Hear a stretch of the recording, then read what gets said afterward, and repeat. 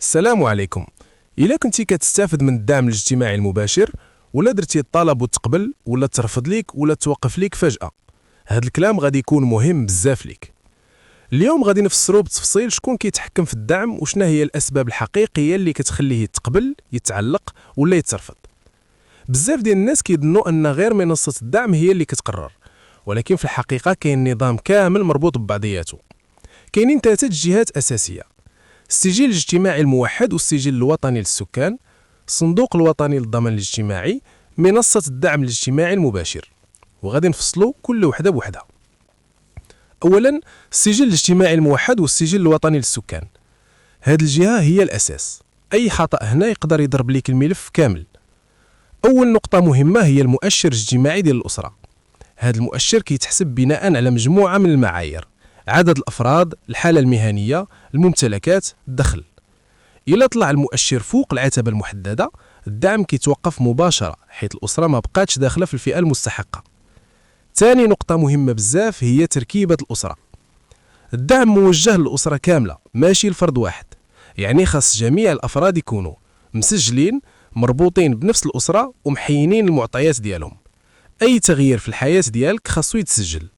مثلا، تزاد شي طفل وما تسجلش، شي ولد خرج من الأسرة وبقى مسجل معاكم، طلاق وما تبدلاتش الحالة العائلية، وفاة شي فرد وما دارتش عملية التشطيب، تغيير العنوان وما تصرحتش به. أي واحد من هذه الحالات يقدر يسبب تعليق الدعم حتى يتم التحيين. أي الناس كتقول كنت كنستافد وفجأة توقف ليا. في الغالب السبب هو تغيير ما تصرحتش به.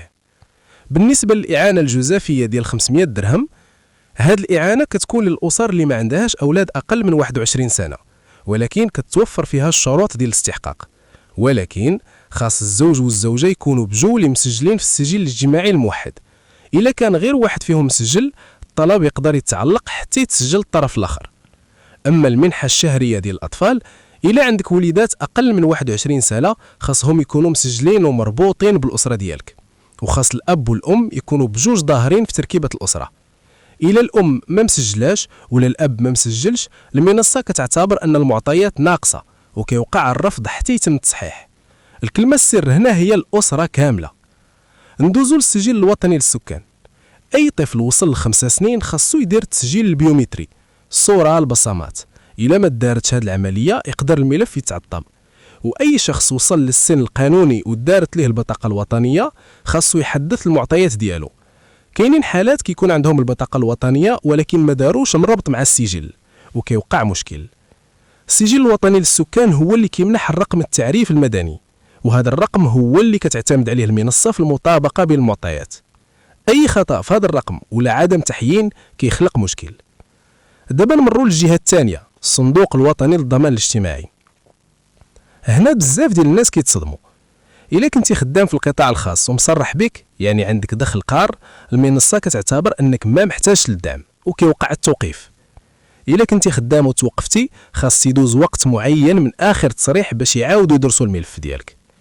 بالنسبة للعمال غير الأجراء، أي واحد عنده حرفة، تجارة، فلاحة، مهنة حرة، إلا مسجل في راسو خاصو يخلص الاشتراكات ديال التأمين الإجباري على المرض. إلا ما خلصتيش كيبقى عندك دين، وكيقدر الدعم يتعلق حتى تساوي الوضعية. أما الفئة ديال آمو التضامن، آمو الشامل، الناس اللي ما عندهمش دخل قار ولكن مسجلين في النظام التضامني، خاصهم يخلصوا الاشتراك الرمزي الشهري. إلا تراكمت عليك الديون يقدر الدعم يتوقف حتى تخلص. كاينين الناس ما عارفينش أنهم مسجلين، ولكن النظام كيسجلهم تلقائيا حسب الوضعية المهنية ديالهم، ومن بعد كيتفاجئوا بالتوقيف. ندوزو للجهة الثالثة، منصة الدعم الاجتماعي المباشر. هذه المنصة مربوطة بشبكة معلوماتية كبيرة كتربط بين الإدارات، الضمان الاجتماعي، الضرائب، التقاعد والسجلات الوطنية. أي معلومة متناقضة كتظهر فورا. من الأسباب الشائعة ديال الرفض، الشخص اللي دار الطلب ماشي هو اللي عنده الحق القانوني بأن يستافد. في حالة الطلاق مثلا، اللي عنده الحضانة هو اللي عنده الحق يستافد من فلوس براري.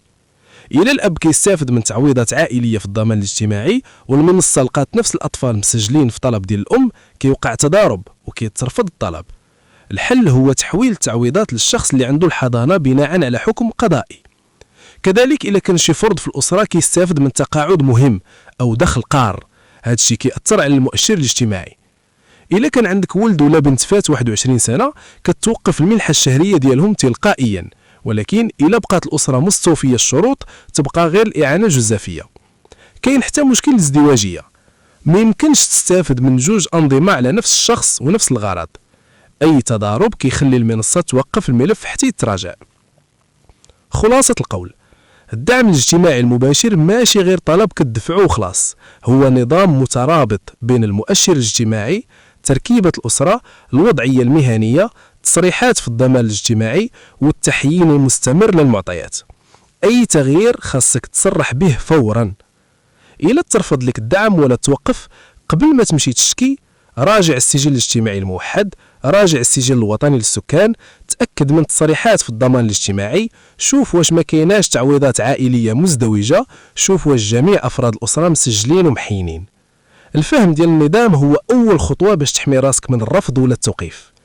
وخلي هاد الشرح عندك مرجع وغادي يعاونك تفهم فين المشكل بالضبط قبل ما تضيع الوقت.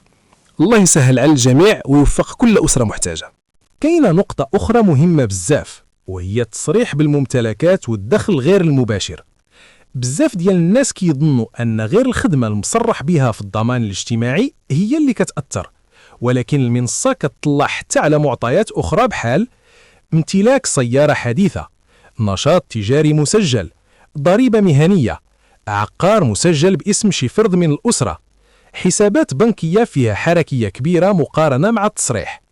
ماشي بالضرورة هاد الشي كيمنع الدعم مباشرة، ولكن كيأثر على المؤشر الاجتماعي، وإلا طلع المؤشر كيخرج الملف من الاستحقاق. كاين كذلك مشكل الأسرة المنفصلة رقميا ولكن ماشي قانونيا. مثلا ولد كبير خدام وباقي مسجل مع والديه في السجل الاجتماعي الموحد، الدخل ديالو كيتحسب مع الأسرة كاملة وكيطلع المؤشر وكيطيح الاستحقاق ديال الوالدين. الحل هنا هو التشطيب القانوني وربط كل واحد بالأسرة ديالو الحقيقية. كاين حتى مشكل التكرار في التسجيل، شي مرات نفس الشخص كيكون مسجل في جوج أسر بسبب خطأ تقني أو عدم تحيين بعد الطلاق أو الزواج. هاد الحالة كتخلي النظام يوقف الملف حتى تتم المعالجة. ومن الأمور اللي كتوقع بزاف، الناس كتبدل رقم الهاتف أو الحساب البنكي وما كيدخلوش يحدثوه في المنصة. كيوقع قبول الدعم ولكن ما كتوصلش الدفعة وكيبقى المشكل تقني فقط. كذلك خاص تنتبهوا لحالة الطعن. إلا ترفض لك الدعم عندك الحق دير طعن، ولكن خاص الطعن يكون مدعوم بوثائق صحيحة بحال حكم الحضانة، شهادة عدم العمل، شهادة التوقف عن العمل، وثيقة تصحيح الوضعية في الضمان الاجتماعي، وتحيين السجل الاجتماعي الموحد. الطعن بلا تصحيح المعطيات غالبا كيرجع مرفوض. ونقطة أخيرة مهمة، المنصة كدير مراجعات دورية ماشي غير مرة واحدة. يعني حتى إلا تقبل لك الدعم اليوم، إلا تبدلت وضعيتك بعد شهرين ولا 3 وما صرحتيش يقبل يتوقف. الدعم ماشي حق دائم، هو مرتبط بالاستحقاق اللحظي ديال الأسرة. وخا هاد النظام فيه تعقيد ولكن الفكرة ديالو واضحة. الدعم وجه اللي فعلا محتاج وبناء على معطيات دقيقة ومترابطة.